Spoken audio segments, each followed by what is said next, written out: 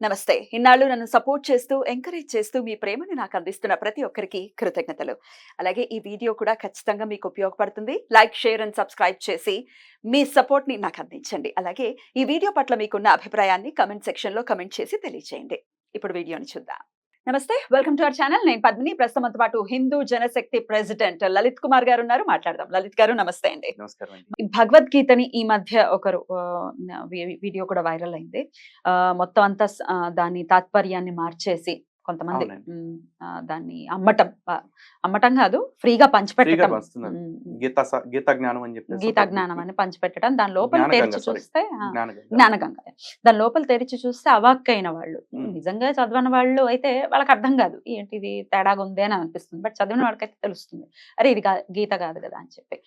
అది మీ దృష్టికి వచ్చింది డెఫినెట్ గా. ఖచ్చితంగా వచ్చిందండి. దాని మీద మేము కూడా యాక్షన్ తీసుకుంటున్నాం. కొన్ని చోట్ల వాళ్ళని ప్రశ్నించడం కూడా జరుగుతోంది. బాగా బాగా సర్క్యులేట్ అయ్యాయా? ప్రాబ్లం ఏంటంటే హిందువులతోటే పెద్ద ప్రాబ్లం అండి. వాడెవడో వస్తాడు ఫేస్బుక్ లో, మీ అడ్రస్, ఫోన్ నెంబరు, ఊరు, పేరు, డీటెయిల్స్ అన్ని ఇవ్వండి, నేను మీకు ఒక పుస్తకం ఉచితంగా పంపిస్తానంటాడు. అరే ఆ చెత్తకుండీలో వేసుకునే పుస్తకం ఈడ్స్తంటే ₹50 విలువ చేయదు, లేదు దాన్ని ఎందుకు ₹100 చేస్తాయి. ఉచితంగా తీసుకోవడం? దానికి ఉచితంగా తీసుకోవటం కోసం వీళ్ళు బుక్ ఉచితంగా తీసుకుంటున్నాం అనుకుంటున్నారు కానీ ఆడి వాడికి నీ పోస్టల్ అడ్రస్, ఫోన్ నెంబర్తో సహా నీ డీటెయిల్స్ వాడి చేతిలో పెడుతున్నావు అన్న విషయం అర్థమవుతుంది. హిందూ అది కదా అర్థం చేసుకోవాలి. ఏమంటే ఈ రోజున ఒక పర్సన్ వేరే బోట్స్ అంత క్లియర్గా ఒక స్పెసిఫిక్గా ఒకడికి వేరే చేతిలో పెడుతున్నారు అంటే రేపు నీ రియల్ టైమ్ సెక్యూరిటీకి ఎంత ఇబ్బంది అది ఆలోచించరా. అండ్ మోరోవర్ ఆ జ్ఞానగంగ అనే బుక్ చూస్తే లోపల నీతులు కాదు, మొత్తం బూతులు, అసలు ఆధ్యాత్మికతకి సంబంధం లేని విషయాలు ఉన్నాయి అక్కడంతా కూడా. మీ నా వరకు దగ్గర ఉంది, వచ్చిందా నా పుస్తకం? దగ్గర పుస్తకం ఉంది, నేను చదివాను కాబట్టి ఏమేమి మాట్లాడుతున్నాను. విషయాలు అందులో? దానిలో మనకి ఎట్లా ఉంటుంది అంటే సాధారణంగా బ్రహ్మ, విష్ణు, మహేశ్వరులు, ఆ విష్ణుమూర్తి అవతారం నుంచి వచ్చిన శ్రీకృష్ణ పరమాత్మ, ఇవి ఇట్లా చదువుతాం. కానీ వీళ్ళు ఎట్లా చెప్తారంటే కృష్ణుడి పైన వాళ్ళు ముగ్గురు ఉంటారు, వాళ్ళ ముగ్గురు పైన కబీర్ అనేవాడు ఒకడు ఉంటాడు, ఆ కబీర్ అందరికంటే గొప్ప దేవుడు అని చెప్పేసి చెప్తారు. అవును, ఈ పుస్తకంలో ఉందా ఈ ఇది? పుస్తకంలో ఉంది, జ్ఞానగంగ పుస్తకంలో ఉందండి. వామ్మో! ఇక్కడ జ్ఞానగంగ ఒక్కటే కాదు, భగవద్గీతను వక్రీకరిస్తూ వచ్చిన పుస్తకం. ఆ. ఈ రోజున బ్రహ్మకుమారి అని ఒక సంస్థ ఉంది. వాళ్ళు ఒక భగవద్గీతను ప్రచారం చేస్తా ఉన్నారు. వాళ్ళు చెప్తున్న ప్రచారం ప్రకారం ఏంటి, భగవద్గీత అనేది కృష్ణుడు చెప్పింది కాదు, శివుడు కృష్ణుడికి నేర్పించాడు అని చెప్పేసి చెప్తున్నారు. అదేంటి అదేంటి? అసలు ఎవరు కృష్ణుడు? వీళ్ళు ఏమంటారు, పోనీ శివుడు గొప్పవాడు అంటే శివుడు గొప్పవాడే కానీ శివుడు పక్కన అమ్మవారు ఉండదట. అదేంటి? శివుడు అంటే మాత్రం శాక్తేయున్ వాళ్ళు ఇది చేయరు, అసలు కన్సిడర్ చేయరు. శాక్తేయం గురించి కూడా కాదండి వాళ్ళ ఆ. ప్రాబ్లం. శైవము శాక్తేయం కూడా కాదు. శక్తిని కన్సిడర్ కాదు చేయరు. కాదు వాళ్ళు కన్సిడర్ చేస్తారు. వాళ్ళు ఎట్లా, శంకరుడు భార్య పార్వతి.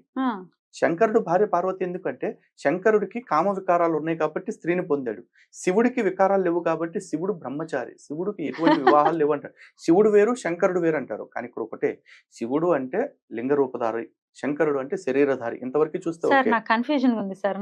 వీళ్ళు చెప్తున్న ప్రచారం అంతే అండి. షాక్ కొట్టింది. వీళ్ళు చెప్తున్న ప్రచారం ఏంటంటే శివుడు వేరు, అవును. శంకరుడు వేరు, విష్ణువు వేరు, బ్రహ్మ వేరు.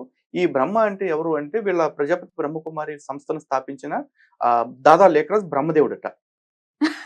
అండ్ ఇంకోటి ఏంటంటే వాళ్ళు చెప్తున్న వర్షనే బ్రహ్మ అంటే ఎవరో కాదండి, బైబిల్లో చెప్తున్న ఆదాము బ్రహ్మదేవుడు అని చెప్పేసి చెప్పారు. వాళ్ళు పోస్టర్లు వేసుకుని ప్రచారం చేస్తున్నారు. బ్రహ్మకుమారి సెంటర్కి ఇప్పుడు వెళ్తే వాళ్ళ దగ్గర ఉన్నాయి, నా దగ్గర ఆ బుక్స్ అన్ని ఉన్నాయి, నేను వాళ్ళ బుక్స్ అన్ని చదివిన, వాళ్ళ సాహిత్యం మొత్తం. బైబిల్లో చెప్పిన ఆదాము బ్రహ్మదేవుడు, వీళ్ళు ఏం అవ్వ ప్రచారం సరస్వతి, చేస్తున్నారు? ఇట్లా చెప్తున్నారు వాళ్ళు. వీళ్ళు భగవద్గీతను వక్రీకరిస్తారు. ఇదే భగవద్గీతని త్రైత సిద్ధాంత భగవద్గీత అని చెప్పేసి అంటారు. మొత్తం మనకి 700 శ్లోకాల భగవద్గీత ఉంటే అందులో 584 శ్లోకాలు కృష్ణ పరమాత్మ చెప్తే వీళ్ళు 578 శ్లోకాలతోటి ఒక బుక్ ప్రింట్ చేసి ఇది త్రైత సిద్ధాంత భగవద్గీత అని చెప్పేసి చెప్తున్నారు. ఏంటుంటుంది దాంట్లో?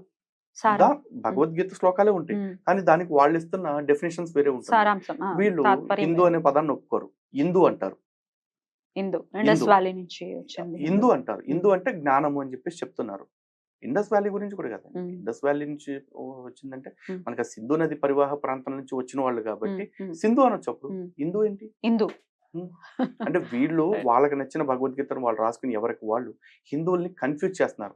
ఇదంతా కూడా కారణం ఏంటంటే పాషండ మతాల వాళ్ళు నేరుగా హిందువుల్ని గెలవలేక ఇలాంటి తప్పుడు వ్యక్తుల ద్వారా కొంతమంది చేత హిందువుల్ని కన్ఫ్యూజ్ చేస్తున్నారు. ఎందుకంటే వాళ్ళ సిద్ధాంతం అదే, when you can't convince confuse. ఇది పాశ్చాత్యుల సిద్ధాంతం. ఇప్పుడు ఇలా కన్ఫ్యూజ్ చేయడం కోసం రకరకాల భగవద్గీతల పేరుతోటి తీసుకువచ్చి హిందువుల్ని మోసం చేస్తున్నారు. హిందువుల్ని మనం అప్రమత్తం చేయడం కోసం మన శక్తివంచన లేకుండా కృషి చేస్తున్నాం. దానిలో భాగంగానే మీరు ఇలాంటి మంచి ప్రశ్న అడగటం జరిగింది. కానీ మనలాంటి వాళ్ళు చెప్పేవాళ్ళు ఎంతమంది? మనం చెప్తే 1,00,000 మందికి రీచ్ అవుతుంది, కానీ వాళ్ళు 1,00,000 మంది చెప్తున్నారు. ఒక్కొక్కడు Exactly. 10 మంది చెప్తుంటే Exactly. 10 లక్షల మందికి రీచ్ అవుతుంది. Exactly. సో ఈ చైన్ సిస్టమ్ ని మనం బ్రేక్ చేయాలి, ఎట్లా లేకపోతే మన చేయగలమా నెట్వర్క్ అండి? సిస్టమ్ ని మనం డెవలప్ చేసుకుంటూ వెళ్ళాలి. డెఫినెట్ గా డెవలప్ చేసే హార్డ్ వర్క్ డెఫినెట్ గా చేస్తాము, బట్ బ్రేక్ చేయగలమా? ఖచ్చితంగా అండి. ప్రపంచంలో సాధ్యం కాదంటూ ఏది లేదు, బట్ ప్రయత్నం కావాలి. ఆ ప్రయత్నం మనం చిత్తశుద్ధిగా చేస్తున్నాం. లేకపోతే ఈ రోజు మీరు నన్ను కూర్చోబెట్టి ఇట్లాంటివి అడగాల్సిన అవసరం లేదు కదా. బ్రహ్మకుమారీస్ ని మీరు ఎదుర్కొన్నారా? వాళ్ళని వెళ్ళి ప్రశ్నించడం వాళ్ళని ఇట్లాంటివి ఏమైనా ప్రశ్నించడం జరిగిందా? జరిగింది. వాళ్ళు ఆల్రెడీ నా మీద కేసు పెట్టారు అండ్ కేస్ ఇస్ ఆన్. ఓ, ఇది కూడా ఉందా? మరి ఉందండి. మరి ఏం బోధిస్తున్నారండి వీళ్ళు? బ్రహ్మకుమారీలు బయట వాళ్ళకి చెప్తారండి, మనం అందరినీ ఆ, క్షమించాలి, మనం ఎవరిని హింసించకూడదని చెప్పేసి. దానికి కానీ సింబాలిక్ గానే కదా వైట్ నేను కలర్ శారీలు ప్రశ్నిస్తే వేసుకుని నేను ప్రశ్నిస్తే నా ప్రశ్నలకి సమాధానం ఈ రోజుకి చెప్పకపోగా నా మీద కేసులు పెట్టారు. ఇది వాళ్ళు. మరి రాఖీల పండగలప్పుడు వచ్చేసి అందరికి రాఖీలు కట్టేసి స్వీట్లు ఇచ్చేసి ఏం చేస్తున్నారు? మాయ అంటే చేస్తున్నారు, పైన పటారం లోన లొటారం. లొటారం మాయ చేస్తున్నారు. ఆ మాయలోంచి బయటకు తీసుకురావడం కోసం ఒక కేసు కాదు 100 కేసులు పడతాను, ఊరి శిక్షలకైనా సరే మేము వెనకాడట్లేదు. అట్లాంటివి జరగకూడదు. ఉమ్. డెఫినెట్ గా రామానుగ్రహం ఉన్న వాళ్ళకి ఖచ్చితంగా ఆయనే ఖచ్చితంగా అండగా జరుగుతుంది. ఉంటాడు, అందులో అంతే. ఎటువంటి సందేహం లేదు. ఖచ్చితంగా. రైట్ సార్, ఒకసారి ఏదైనా 4 మాటలు రాముడి గురించి చెప్పరా? ఒకటండి, రాముడి గురించి 4 మాటల్లో మనం చెప్పడం అనేది ఊరికే ఎప్పటికీ అయ్యేది పని కాదు. ఇప్పటికే అవ్వదు. అవును, కాకపోతే మీరు ఇచ్చిన రాముడు- టైంలో Yeah. మీరు అడగాలనిపించింది. అదైతే ఖచ్చితంగా మీరు ఎలా ఆరాధిస్తారు ఒకసారి చెప్పండి, మీ ఆరాధన ఎలా ఉంటుంది? మనకి పూజ అది శాస్త్రం- ఏమైనా మన చేసుకుంటారా? పెద్దవాళ్ళు చెప్తున్నారు కదండి, ఉమ్. మాతా రామో మత్ పితా రామచంద్ర, స్వామి రామో మత్ సఖా రామచంద్ర, Right. సర్వస్వమేవో రామచంద్రో దయాళు. Right. మనకి రాముడు తల్లి, రాముడు తండ్రి, రాముడు అన్న, రాముడి స్నేహితుడు, రాముడు సర్వస్వం మనకి. ఆ సర్వస్వమైన రాముడి గురించి ఒక్క మాట చెప్పాలంటే ఎప్పటికీ అవ్వదు, ఎప్పటికీ 4 అవ్వదు. మాటల్లో చెప్పాలంటే కూడా అవ్వదు. అవ్వదు. ఒక ఒక జన్మంతా జన్మ సరిపోదు. జన్మంతా హా. మాట్లాడుకున్నా కూడా రాముడి గురించి సరిపోదు. రాముడు అనే పేరు గురించి చెప్తుంటేనే కళ్ళల్లో నీళ్ళు వస్తా ఉంటాయి. Right. అంత గొప్ప రామచంద్రుడు. మాట్లాడదాం, ఆ మాట్లాడదాం. రాముడి గురించి హా. ఏమని చెప్పను, హా. ఒక సత్యసంధత గురించి చెప్తామా. ఎట్లా రామాయణాన్ని ప్రతినిత్యం అధ్యయనం చేస్తారా? ఎలా ఉంటుంది మీ దినచర్యలో? లేదండి, భగవత్ ఆరాధనకి ఎంత సమయాన్ని కేటాయిస్తారు ఒకసారి చెప్పండి. భగవద్ ఆరాధన ప్రత్యేకంగా అయితే నేనైతే ఉమ్. తక్కువేనండి. తక్కువ. ఎందుకంటే దేవాలయ దర్శనానికి నిత్యం ఏదో ఒక సమస్యల మీద వెళ్తూ ఉంటాం. అందరూ దేవాలయంలో దేవుడిని కోరికలు కోరటానికి వెళ్తూ ఉంటారు. మేము దేవాలయానికి ఎందుకు వెళ్తూ ఉంటాం అంటే దేవాలయాలకు వచ్చిన సమస్యలు తీర్చడానికి పోతూ ఉంటాం. అది రామాలయాలు ఉంటాయి, శివాలయాలు ఉంటాయి, అమ్మవారి ఆలయాలు ఉంటాయి, అన్ని ఉంటాయి. బట్ ఎన్ని గ్రంథాలు ఉన్నా అన్నిటికంటే స్పెషల్ ఏంటి అంటే ఖచ్చితంగా రామాయణమే. రామాయణం ఎందుకు అంటే ఉమ్. రామాయణంలో మొత్తం ఆ చివర ఒక అక్షరం నుంచి చివరి అక్షరం దాకా ఏది చదువుతున్నా సరే అదో తెలియని పులకరింత. ఎన్నిసార్లు చదివినా కొత్తగానే ఉంటుంది. రామాయణం మాత్రమే కాదు, రామాయణం గురించి ఇతరులు రాసిన గ్రంథాలు కూడా నిత్యం చదువుతూనే ఉంటాం. అవును. కాబట్టి నిత్యం రాముడిని మేము స్మరిస్తూనే ఉంటాం. అండ్ మోరోవర్ ఎవరినన్నా పలకరించాలంటే కూడా అందరూ నమస్కారాలు అంటారు, లేకపోతే నమస్తేలు అంటారు, హాయ్ హలో గుడ్ బై ఇట్లాంటివి చెప్తా ఉంటారు. మేము ఒకటే చెప్తాం, మాకు పలకరింపైనా జై శ్రీరామ్, వీడ్కోలైనా జై శ్రీరామ్, జై శ్రీరామ్. అద్భుతం. ఎట్లా అండి గ్రంథ పఠనం? ఇప్పుడు మీరు మాట్లాడే దాంట్లో మీరు తీసుకునే మీరు ఆ శ్లోకాలు చెప్పటం కూడా జరుగుతూ ఉంటుంది.